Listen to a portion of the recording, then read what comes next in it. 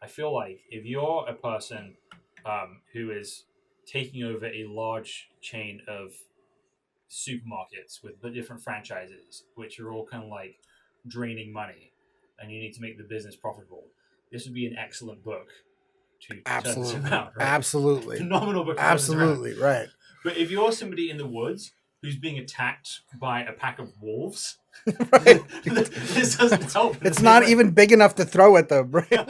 I think Islam hates us. They have done nothing except wreak havoc and terror for our faith and our religion. When we stand up to those who oppress our communities, that Allah accepts from us that as a form of jihad. Foundations of society are fragile. We must be the shepherds of our own civilization. Anyone answers either yes or no without making necessary distinctions, both are not telling the truth. They're lying. Father, we pray that your word will become a hammer that breaks rocks into pieces. That you will raise up in this nation pulpits and prophets that will call the nation back to repentance. Will you distance yourself from those who think differently, or will you join us at the table and talk about what is really important? This is the Al-Ma'idah initiative, conversation without compromise. Going from fixing failed filler episodes, Yes, to fixing failed states. so so we're reviewing this book with full disclosure, knowing the ending, knowing that the guy that wrote this book did not fix Afghanistan. We still thought it would be interesting to review it and see how it is. So before we jump into our episode, which we can call fixing failed states, right? Tell me about your background. Why is Afghanistan interesting to you? Well, my father's name is Ergesh Uchkun, and he was a political refugee from Afghanistan under Zahir Shah. This is before the communist revolution that took over in the 70s. He was, pushing for reforms, right? Like, so more democracy, more fair treatment of ethnic groups inside of Afghanistan.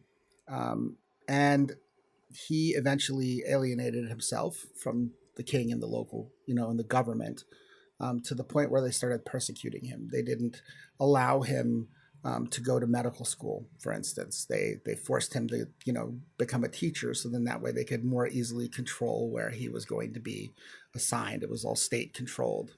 So he became a teacher, and they started, putting him in remote areas away from his native people, the Uzbeks.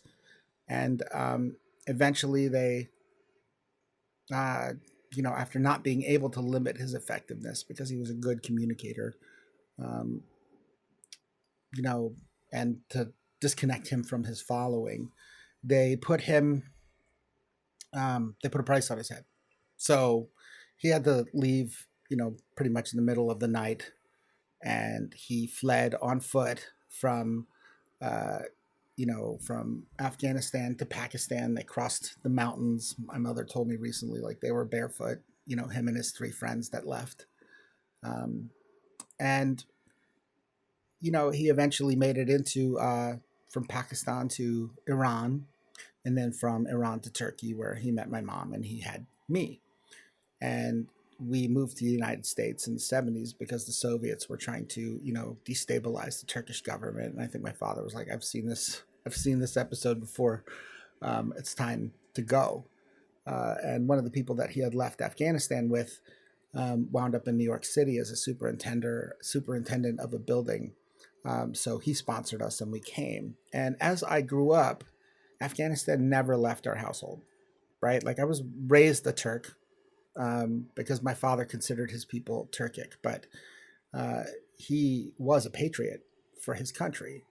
And he continued to write poetry and, articles, and go to places and speak about, inspiring, like, this idea of Afghani independence from the Soviets, a unified Afghanistan based on, from his point of view, the history of the Turkic people dispersed throughout the world. he loved his country, and his love of his country to me was foreign for a long time.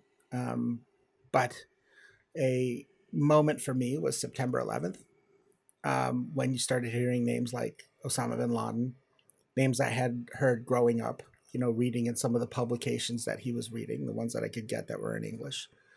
And, uh, you know, eventually I became a believer in Yeshua. And like my heritage just kind of awoke, things just started to kind of hit that autocorrect. I don't know if you've ever like edited a document on Microsoft, but when you hit autocorrect, it just fixes everything.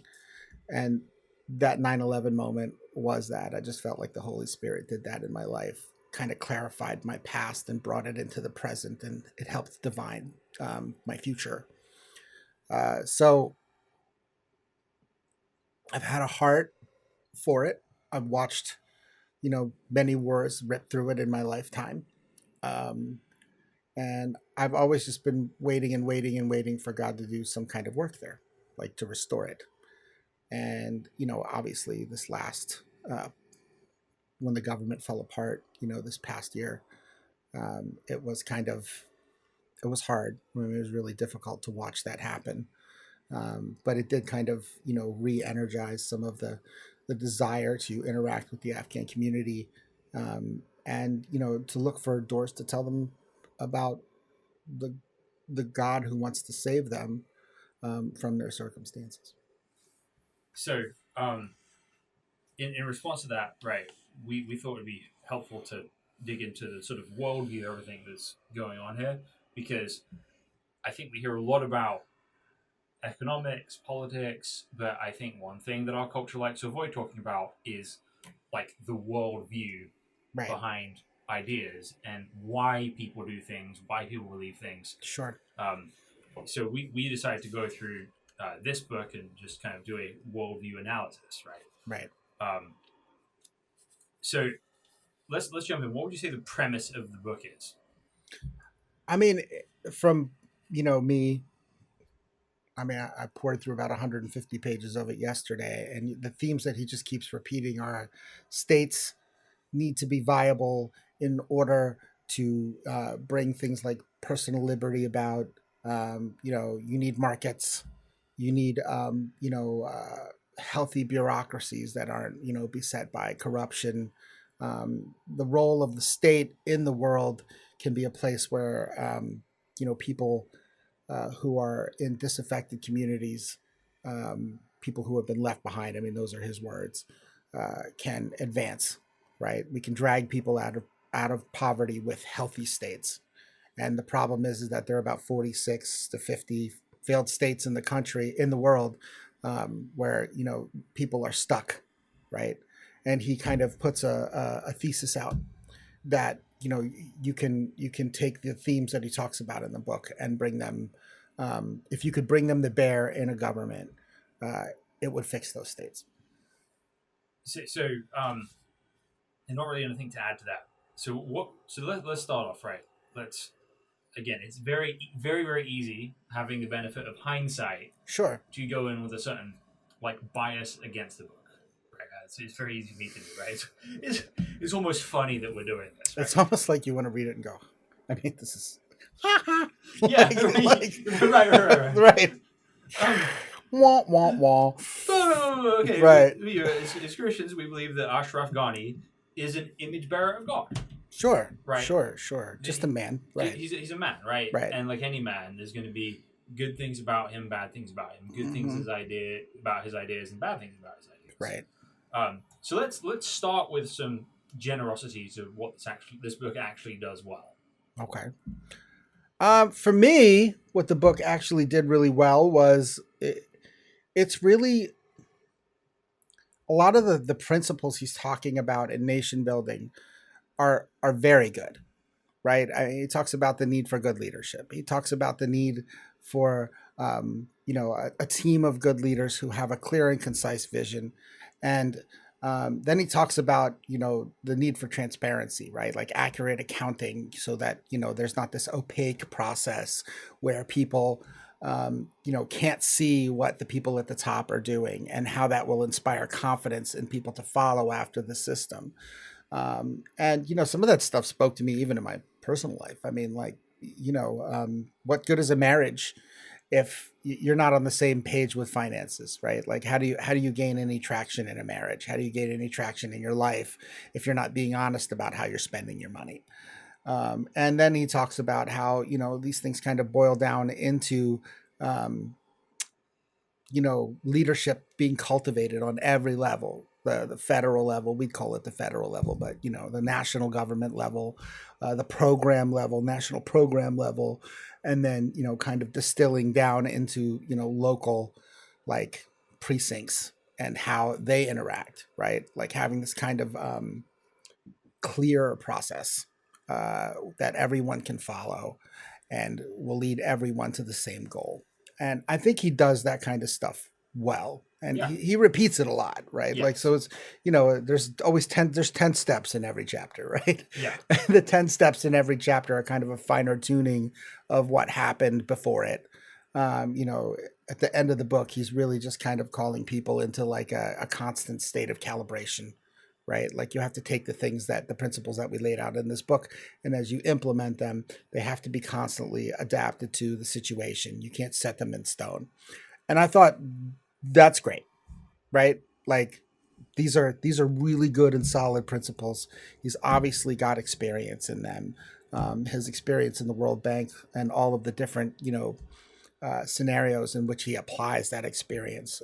He takes a lot of, examples and says, this is what we did in this situation, or this is what the UN said we should do, but in Afghanistan we did something different because we were able to tailor the situations to what was going on instead of this kind of vanilla blueprint that the UN walks in with.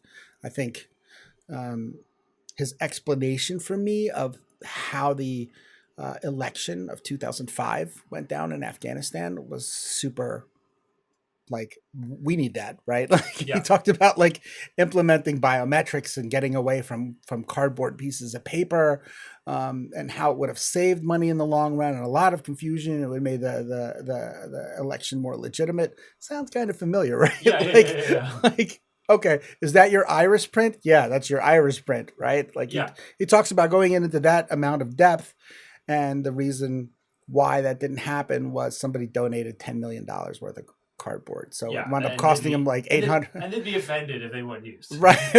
Like, the UN's answer of why they had to do it on cardboard. Well, this person's gonna be offended if we don't use. Right, they won't give us another $10 million worth of cardboard. So, the stories like that are enriching to the dialogue of the book. And I mean, having followed Afghanistan, you're like, oh, that's what was really going on, right? Because we live here and we're reading it through a lot of different filters. And honestly, in the nightly news, even if you look for it, everyone's saying the same things.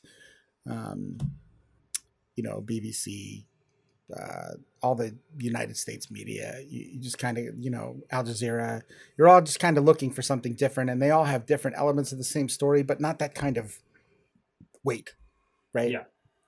So I think he does those things really well. I think that he brings the examples of other countries and how his experience at the World Bank, gaining experience at the World Bank with, different countries. I think he talks about like Taiwan and watching, how Taiwan bloomed, and, how corruption in different places played out and how it helped him navigate what they were doing in Afghanistan at the time. And it was, honestly, that part of it was inspirational because I really do think, given the time, it might have worked. Yeah, and I think another thing that I really appreciate about this book is that I think it has an optimistic view of where nations can go based on data. Right. That it doesn't see poverty as this curse. It doesn't see, well, the rich countries took all the money and all these guys are screwed now. It's actually giving the dignity of saying, look, all of these countries that are broken have potential in themselves. Right. Not dependent upon the benevolence of larger countries. Right. And I think that's a really good message, and I think that's true. Right. I mean, his chapter on chapters on the aid complex, right? So talking about how there's this nexus of organizations that just dump aid, right? And the different ways that they dump aid, like food distribution, or these many different projects that, say, the UN wanted to do in Afghanistan, for instance, and how they were not integrated. And a lot of them didn't actually help people. There's a great story in here about the food distribution, and the woman from Afghanistan that he talks to said, "Send all the food back. We don't want the food. We need we need to be educated. We need other things other than food. We can grow our own food." I think her words were, "My children have been starving for years. I already know how to keep them alive.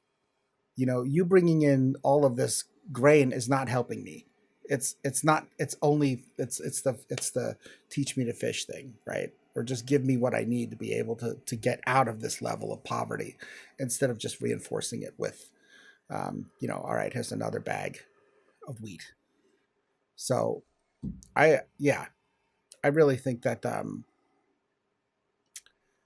stories like that really bring it to life. They bring the dialogue to life, and it helps you understand that this reads very academically, right? Yes. It is a textbook. Yeah. In every sense of the word, but it helps you connect, to what actually happened. A lot of that happens the latter end of the book, after he's already kind of laid out his premises. Yeah. So again, lots of valuable principles in here. Right. I think there's phenomenal insight into broken systems and how to fix those broken systems and to make those systems more efficient. Sure.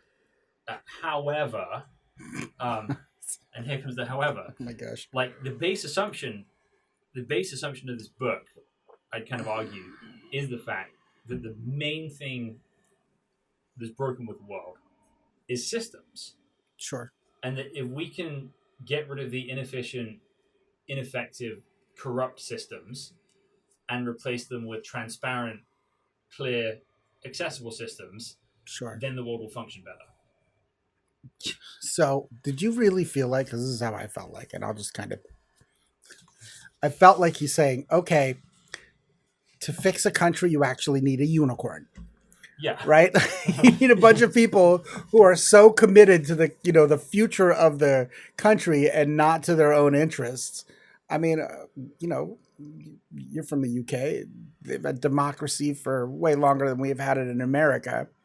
They've been dealing with corruption the whole time. United States. I mean, we hear about it, like a culture of corruption. As much as people want to throw the idea of a swamp under just like, Trump, for instance, this idea of bureaucratic corruption, particularly in our own country, you can see it every time we try to do a budget in this country, right? Because there's all these like pet projects, and they call it pork barrel spending. It's a little worse over there because it just immediately benefits people.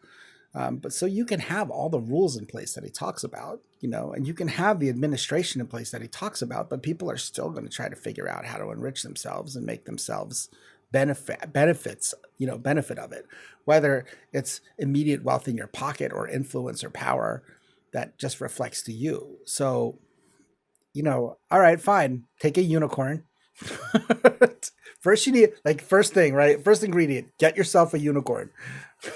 Well, okay, yes. So, but I think, again, this gets into his worldview, right? Because the introduction, the kind of phrase I've underlined, it starts with, what half the globe is created is political, financial, technological, and democratic states, right? Those are kind of his main goals, and again, lots of things he's saying that are good, but I think he's just kind of assuming some foundational issues here. And I think what I kind of take away from this book is that the basic assumption of this book is that people are basically good. Right. There's this idea that people are a kind of blank slate, and if you put them in the right circumstances, they will do well, and if Right. you put them in the wrong circumstances, they will do badly. Right. And that's kind of what everything's based on, right? So when it talks about it's a good foundation of a financial system with a rule of law, an independent judiciary, stable, competent, and honest government. Yeah, so it says you need to talk about needing all those things. It doesn't really talk about how you actually get those things, because it's assuming, right? There's a hidden assumption in the book that people are basically good. So he kind of argues lots of times there's no clash of civilizations. So in page 81 it says, peacemaking has generally been geared towards ending conflict by accommodating the opposing parties with their existing personalities, rather than by creating clear roadmaps and mechanisms to bring about functioning states, as well as enfranchising citizens to make decisions and create pathways for new leaders to emerge. Far from being green fields for novel design and experimentation, post-conflict conditions require a firm understanding of entrenched interests as the conditions of state institutions. As a result, third, state dysfunctionality often starts in the very wake of peace agreement or transfer of power. Individuals who are used to opaque processes often come with complicated histories, and networks take form positions of power and view them as licenses for private gain. So his basic thesis seems to be there is no clash of civilizations. Mm-hmm. There is instead a clash of networks. I think one thing that I thought in line with what you're saying is I think he just doesn't account for people being evil and just being so wrapped up in the evil that they are kind of blinded by or whatever, that they can't be the way that he wants them to be. Like moral bankruptcy, right? The Taliban, for instance. None of this takes into account these people who don't give a flip about what you're offering them. They only want what they want, and they're willing to do whatever they want to get it. And that puts you at a tactical disadvantage. It puts you at a intellectual disadvantage, because you're sitting there going, well, why won't they respond? And that's really difficult. Like in reading all of this, I just remember thinking like, well, okay, but the Taliban, right? Right. Okay, but it didn't work because of the Taliban. It didn't work because when the force that you're talking about left the building, and it was left to you as the stakeholders, right? Okay, let's get rid of the foreign aid. Let's get rid of all of the, the safety nets and all the other things that are coming from the outside, the security, the peacekeeping, the billions of dollars and all of that stuff. It didn't even last 72 hours. It was just gone. Right. And I think that just on a very baseline level, it's just really interesting, because you can't make a deal with the devil, right? I'm not calling Taliban the devil, but they certainly do things that are evil. You can't make a deal with the devil because he's just never going to tell you the truth, right? Right. He's just always going to try and get what he wants out of it. It's not a negotiation. It's how can I take from you and fool you into thinking that I'm doing something for you? So the interesting, the thing is, right, is like reading this book, I feel like if you're a person who is taking over a large chain of supermarkets with the different franchises, which are all kind of like draining money, and you need to make the business profitable, this would be an excellent book to turn this around, right? Absolutely. Phenomenal book. Absolutely, right. But if you're somebody in the woods who's being attacked by a pack of wolves, right. This doesn't help. It's not even big enough to throw at them, right? Wait, sit down, wolves. Let's talk about this. Yeah. So it's like, and actually that's part of the problem, right? So once we get to page 121, it says here, the public cannot be mobilized in the way that Dewey envisaged unless it has a clear moral purpose. Right. But it doesn't have any, it doesn't, yeah, of course, but how, why, what? What is the moral purpose, right? the Taliban have a clear moral purpose. Right. Like, so the problem is with this kind of book is that it just kind of assumes this baseline of morality that everyone basically agrees on, right? It's this sort of generic global secularism, which can't justify its own existence. So somebody from the Taliban could read this book and build a more efficient Taliban-based system. Sure. Right. Because they, right. again, there's basically there's like a blank space for whatever morality you want to put in here. Sure. Because it's being assumed rather than justified, right? Right. So the assumption is popular participation is a good thing. A nation state is a good thing. Right. Universal education is a good thing. The equality of men and women is a good thing, without ever actually justifying those things, right? Right. Whereas if you meet someone from the Taliban, they're going to say, well, no, a state is not, a nation state is not a good thing because the Prophet Muhammad, peace be upon him, did not operate a nation state. Right. He left the world a caliphate, which had porous borders, which expanded to include everybody living under Islam. Right. Not to say every Muslim's going to believe in that, but that's how the Taliban's going to justify, Sure, what they believe. So it's not to say there's no arguments anywhere against what the Taliban have to say, but this book certainly isn't making any of those. Yeah, I mean, you make a really good point. I think it just doesn't have the scope of vision that actually reflected what's happened in the region since 1900, right? Like, okay, we've always had corruption for like 100 years, let's just go back 100 years, right? For the last 100 years, it's been very corrupt and autocratic, all the way under Zahir Shah. And then, there's a revolution in the 70s, right? And then there's a communist revolution in 78. And then there's the Russians, and they come in, in the 80s. And then that all falls apart. And then the Taliban come in. I mean, you look at it, it's always been corrupt. There's always been conflict. There's never been freedom, right? Never been true personal freedom. Maybe for a couple of years here and there, but not a long-term culture of it. And expecting people to just kind of buy in because, okay, the Americans are here, right? There are tanks here now, and it's not happening right now this minute. And it doesn't really address that, right? Like, how do you rally people to your cause who have been oppressed for so long, right? And have nothing, if you ask me, but cynicism towards this idea of outside interventions, the farmer who has his farm, who is finally turning a buck because he's selling, like poppy so that they can make heroin, and other opiates. How do you convince him that this is part of, your growth, right? This benefits you. You being a part of this system is what's going to change things, and you won't have to sell this poppy because you'll make 10 times more money selling, fruits and nuts and getting them exported and all this other stuff. And I'm sure that,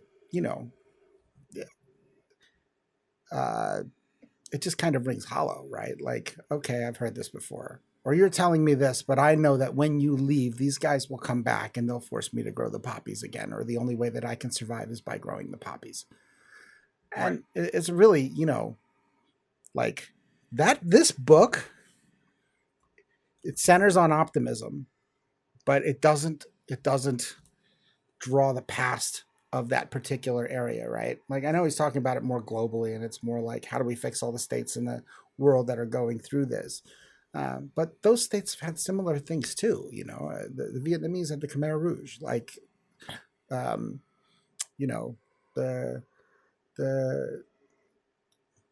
Tamil Tigers. There's just all these groups that are like so focused on their ideologies, and they know what a win is for them. But you're coming in here and you're saying, well, democracy,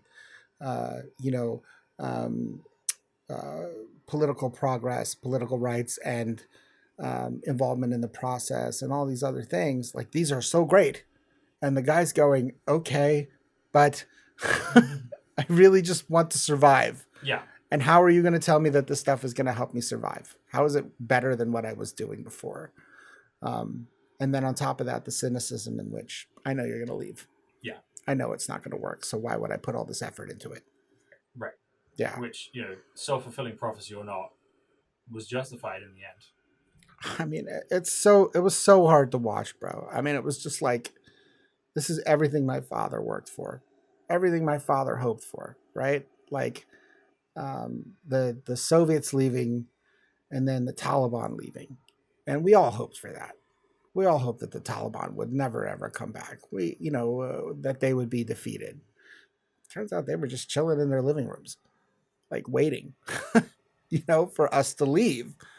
They had a plan, it looked like. They were very quickly able to mobilize. They were able to mobilize faster than the government was. They had a better scope of what was going on the ground.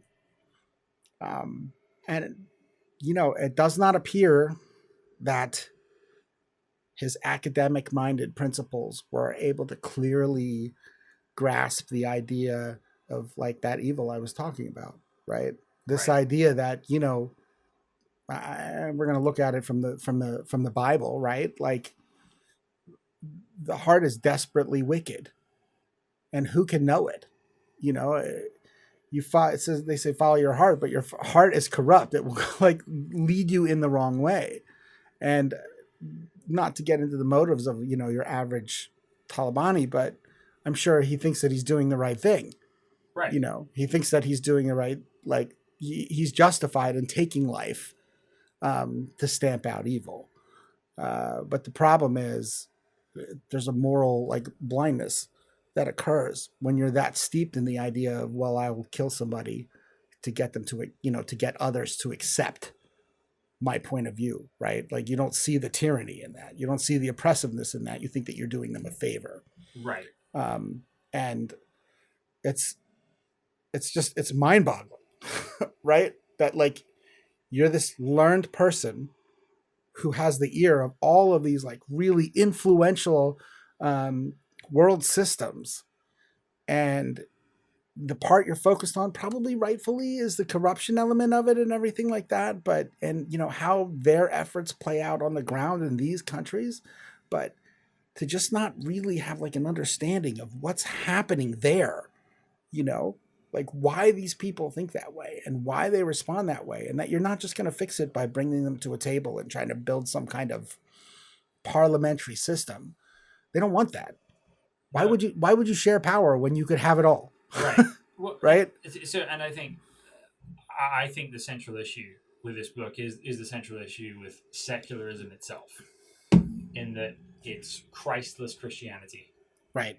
That's what he's preaching in this book. Yep, that's actually really good. So what is that? Right. You've kind of got this optimistic worldwide kingdom that blesses the world. Right. But what you don't have is you're not prepared for crucifixion, right? You're not prepared to suffer, right? Right. You're shown a kingdom of the Messiah without the crucifixion, without the resurrection, therefore, and without a present Jesus in heaven ruling over all things. Right. So part of the reason we're able to sort of overthrow sort of Catholic hegemony in Europe is because there are people who are committed enough to truth that they were willing to die for it. Right. So the education came about in England because people started translating the Bible into English, and they started teaching the common people. Sure. And the Catholic Church at the time actively wanted to stop that. And there were two guys called Thomas Ridley and Hugh Latimer, who were burned at the stake for educating people in the Bible and being part of this movement. Yep. And as they're tying them up at the stake, they say, he says, "Take courage, Brother Ridley, because today we're going to set such a fire in England that by God's grace will never be put out." Right. So, so secularism wants to take some of the morals of New Testament Christianity, like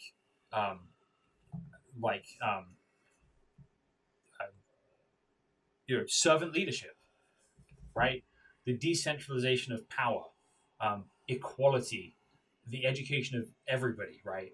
All of those are New Testament and Old Testament principles, right? All of those are in the Bible, but it doesn't have any promises connected to that. It just has vague hope, right? So the secular promise to the Afghan living in Afghanistan is like, hey, you can have a world full of education and equality and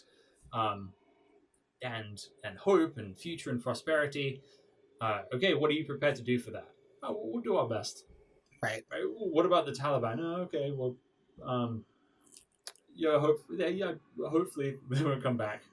Whereas if you have biblical Christianity in that setting, then the promise is, look, you are okay with God, you are loved by God, and you are in His hands, and your obligation is to do the right thing and follow Jesus, and that may mean picking up your cross and following Him, and you stand up to people like the Taliban, and you stand up to corruption, even if it costs you your job, even if it costs you your livelihood, even if it costs you your life, because you know that God has your back, right? And you've got fundamentally nothing to fear, right? And so that is capable of producing widespread courage and battle against corruption in ordinary people that secularism just has nothing to promise.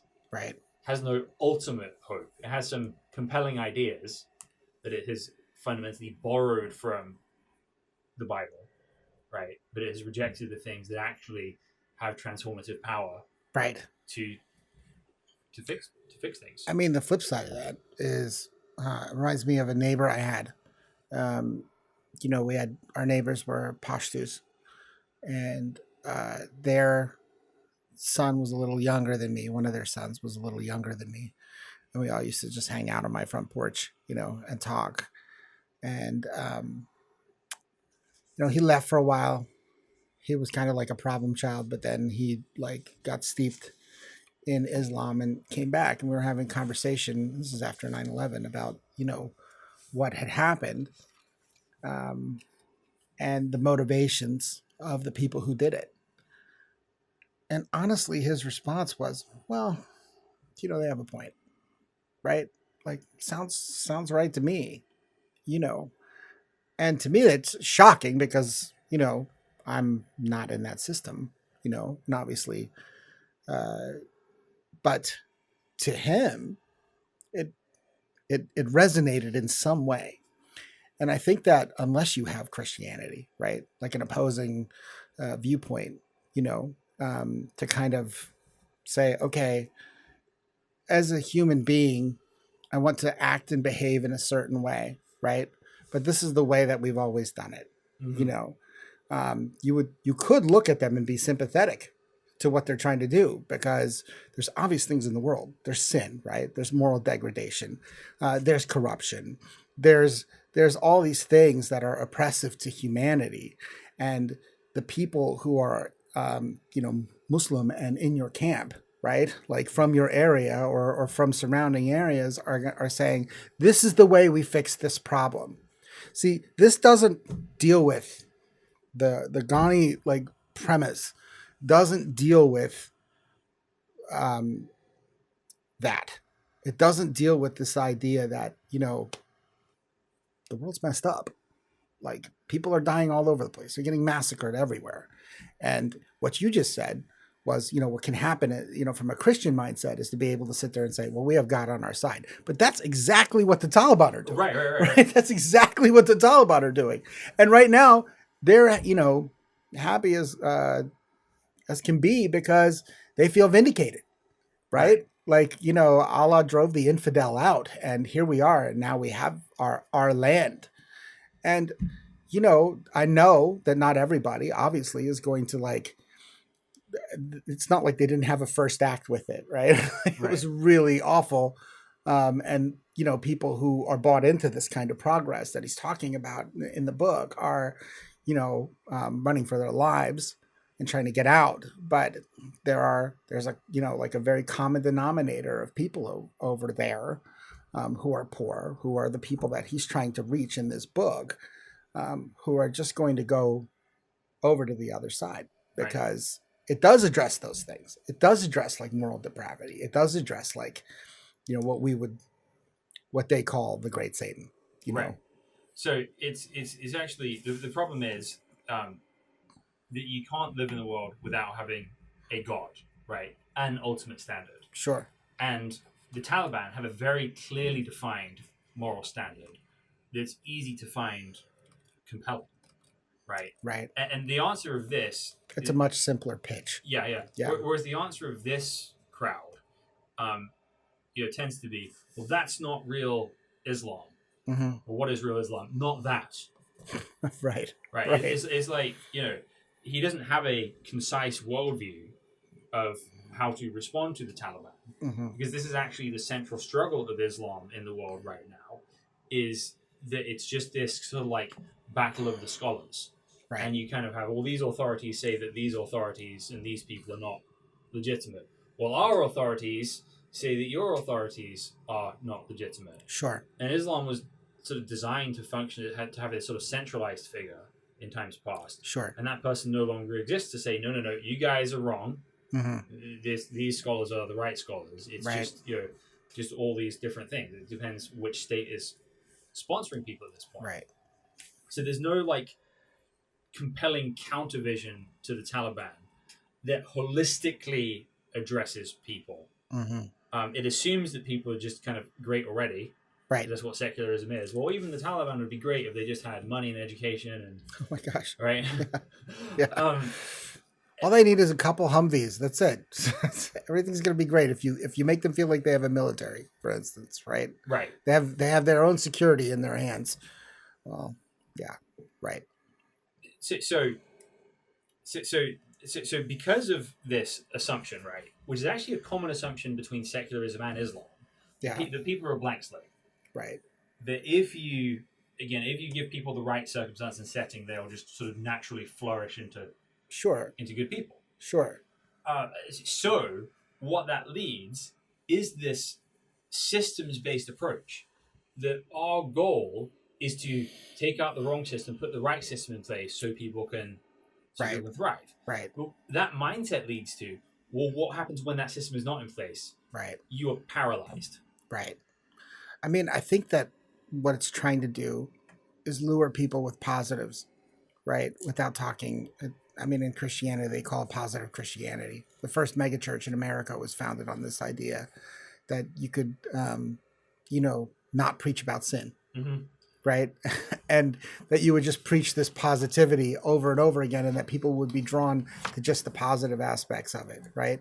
But you never really deal with, out of that we get prosperity teaching, we get all of this confusion about what sin actually is. But in this case, trying to do that with like democracy, they'll just be naturally drawn to democracy. They don't know what it is. I mean, we had the same problem in Iraq. They had never tasted freedom, right? Once we give them freedom, they're gonna know it. They're gonna know it, and they're gonna run to it. Well, okay. How many? Like, what would you say? How many? Like, what's the population percentage that actually did that? Right? That actually responded to this idea and was willing to fight for it and die for it and lay their lives down for it. Because to them, it's just another idea. Yeah. It's not their reality. Well, so listen to this line. Mm-hmm. There is no essence to the state, as states are instruments of collective power. Right? Right. So... Okay. So it kind of comes back to this question of, okay, what kind of people are you filling that collective with? Right. I mean, you could fill them with... it's funny because, the idea of a Christian nation is frightening in America, right? To secularists. It's just this idea that the country could be, influenced by Christianity, right? Like one nation under God. And there's just always just been this active, especially since this, the 60s, this idea of separation of church and state, which is honestly nowhere in the Constitution. It's a secular idea, right? Like we want our secularism, we want our atheism, we want to be able to observe whatever system we want. But this idea of having, a concrete set of values that's shared by everybody, right? is frightening to them because honestly, they don't want to be a part of that. And I can get where people would feel like that's exclusive, right? Like this is where, bad things happen. This is how you get cults. This is how you get, Christian nations wanting to go on crusades and stuff like that. And I understand that. I think the hard part, and you can, obviously speak to this, the problem we have in the world is that the things that they have tried to replace the Christian standard with are deficient morally. And it has, resulted in a century of more bloodshed than there has been in the entire world, right? And you can lay that on technology. We have more accurate weapon systems, like it's a lot easier to kill a bunch of people now than it was back then. But the scale of which it's happened from people in power versus people who are not able to defend themselves, right? So just look at Stalin and the number of people that he killed, in the name of preserving his brand of communism, is staggering. Right. Right. And that's a replacement of this idea that we should all love our neighbor, like love God as you love yourself and love the Lord. It says Shema in the V'ahavta. Love the Lord your God with all your heart, your soul, and your strength, and love your neighbor as yourself. And we've replaced that with there is no God. The state is God. And whoever runs the state is a God. I mean, it's just how it plays out. It'll never be admitted to, right? But it's, right. Well, so I think again, part of the issues people have with Christian state is the same issues people can have with any state, which Sure. is the danger of the state is the centralization of power into one person or group, right? So the problem is men. If we're talking a state that looks like Jesus, we have a state which has servant leadership. That's by the way, the term where we get the term prime minister from in the first place. Prime first, minister, servant. Right. That's the goal. And where you're supposed to love and tolerate your enemies. Right. Right. So a nation which is influenced by Christianity, and the Bible believes in a separation of powers, right? The priesthood and the kingship are separate. They have different functions. Sure. A nation that's saturated in Christianity should be a place of tolerance and welcome for those who are different. Right. And what Christianity gives us is not a perfect society, but it gives us a standard by which we can push back against the imperfections of society, which is how we got toleration of dissenters in the first place here.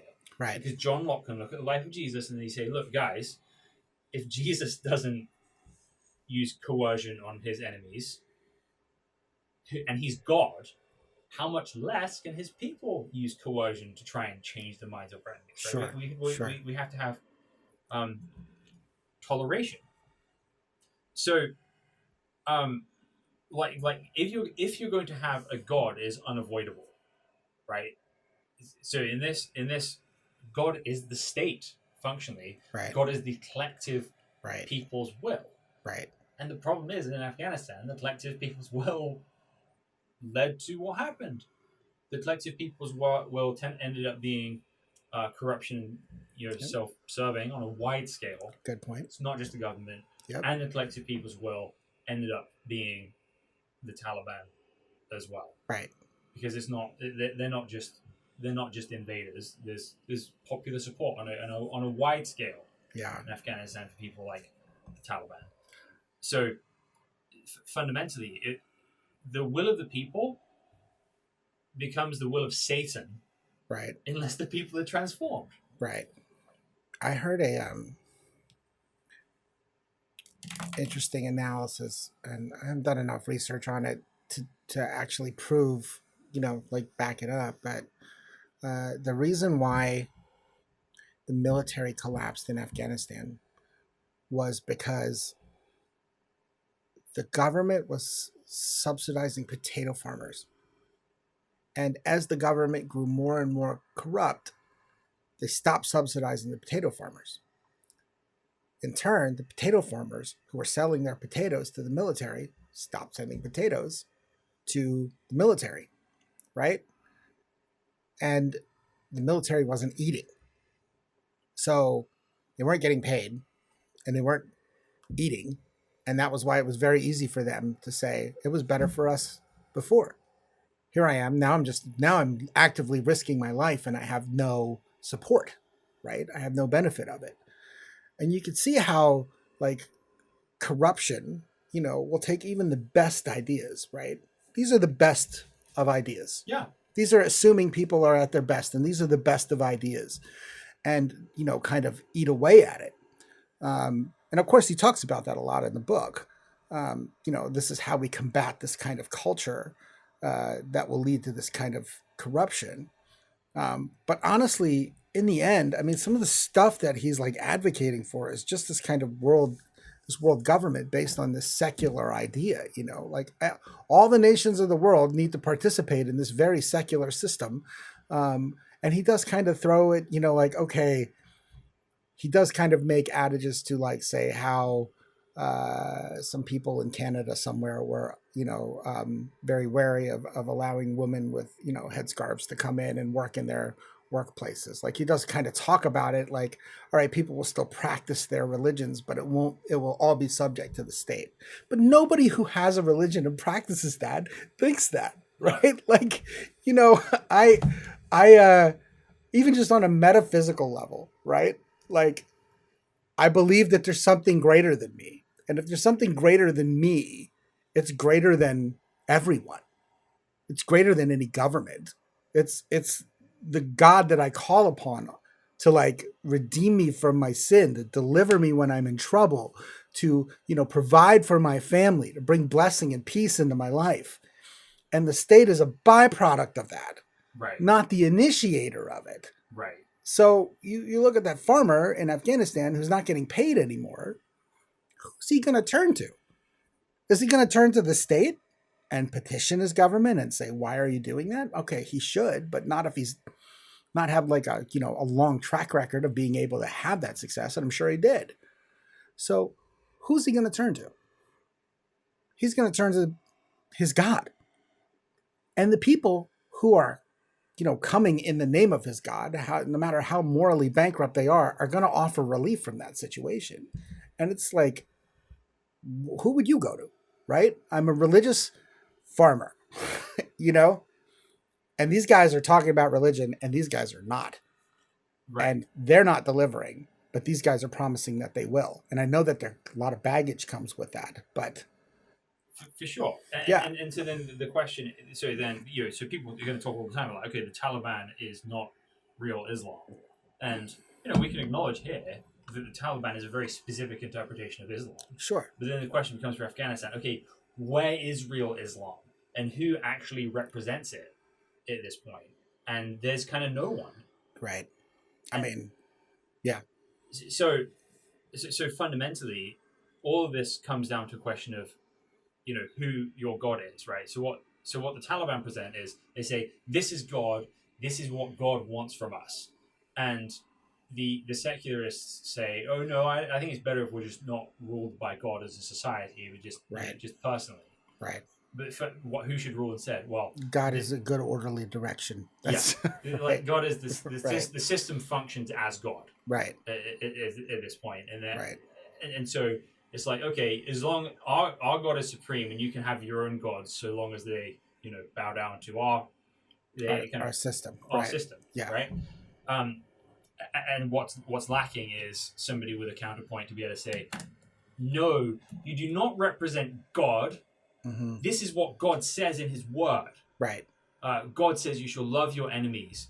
God says you shall do justice and only justice. God says you shall hate bribery and refuse partiality. Right. God says you shall care for the poor, love your enemies, take care of your neighbors, not enslave people. Mm-hmm. Right. Be honest in your dealings. Use just weights and just measures. Right. Sure. And I'm convinced this is who God is, and because of that, I'm going to look you in the eyes. I'm going to say, no, I'm not moving from here. Right. And in our society, whether it's misguided or not, you can see that throughout Western culture, even right. Like people are upset about the virus and how it's being handled, and people are standing up and voicing their principles. And okay, right or wrong, right? I mean, just for all clarity, I do not. I believe in vaccines, right? Like, I don't have a problem taking a vaccine, um, but I don't have a problem if you have a problem with it. But the response of the state in some places, like Australia and some of these other places, has been just really heavy duty, like crackdowns, that are heavy-handed applications of what we're talking about, right? Like the state is the arbiter of your good, Yep. right? And if you do not comply with the state as the arbiter of your good, then you face the wrath of the state. And we're not talking about revolution, right? We're not talking about things like, well, I refuse to pay my taxes to contribute to the good of the state. It's questioning the state's application of this problem, right? And the way that it responds with, kind of a hardcore force, in different places. I'm not aware that that's happened in America yet, but it's happened in the UK and it's happened in Australia and in Ireland and different places. So, that being said, I mean, in the West, it happens, right? This idea that the state is you have to bow down to the state. So in America, it's more cultural pressure. Like if you're Aaron Rodgers of the Packers and you don't want to take a vaccine, you'll be shamed into doing it, But yeah, like I said, I'll take it. But I think it should be someone else. It should be like left up to the individual person, right? Like have that kind of freedom to do it, and not necessarily because the state comes in and intervenes and forces you to. Right. And so this is what's being fundamentally unspokenly offered here.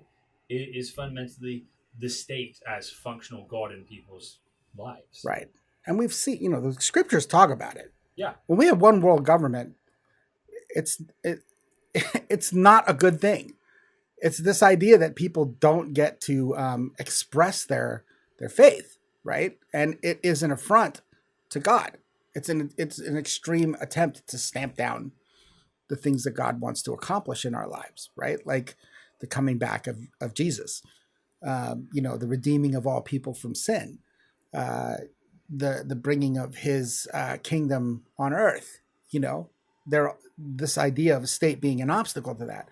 And what you'd say like conventional Christianity, right? Not conventional, historical Christianity has always had this idea that, okay, we don't want one girl government. We don't want this heavy-handed application of the state. We had that under our kings, but now when we're trying to, explore this idea of what democracy plays like and, individual liberty and all this other stuff plays out, the idea of a overarching state has been something that Christians, I think, up until like the past 200 years, maybe 100 years or so, has been like, we don't want that. Right. Well, so the book of Daniel, right? What does the Messiah's kingdom do? It breaks apart all the kingdoms of the earth. Absolutely. It blesses all the nations of the earth. Yep. And so I think we're running out of time here. The one thing I just kind of want I want to make to anyone from Afghanistan who's kind of reading this is that you look at Ashraf Ghani's book. If you look at Islam as well, both of those systems are kind of birthed as a complete system, right? Muhammad is the head of state. This is assuming a functioning state. And the hope that these systems offer is hope within this system. But if you go read the teachings of Jesus, you go read the New Testament, these are all books about how to walk with God, how to grow, and how to have a life that's glorious. I mean, maybe not prosperous, maybe not, but glorious and amazing and beautiful and abundant, in the midst of persecution, right. in the midst of being an outcast minority, right? Yes. Hope does not have to wait for the perfect system to be set up. Right. Hope can come with walking with God right now and finding all the tools. So I'm pleased to read. And it also doesn't rely on the interventions of outsiders. You can have a relationship with God all by yourself that will bring you, with Jesus, that will bring you that everything that we're talking about, right? Like wisdom and direction and blessing and salvation, saving from death, not only in this life, but in the next life. Not always in this life, but definitely in the next life, right? Like eternal purpose, eternal vision, and honestly, deliverance from evil in all forms, this life and the next. So it's so much more than just what he's proposing, right? Like this idea that the state is the solver of your problems. If you call upon the name of the Lord, it says in the book of Acts, you will be saved, you and all your household. And I believe that, and I've seen it happen. I've seen it work. Well, thank you for being here, and thank you guys for listening to the Almeida Initiative podcast. We'll be back next time.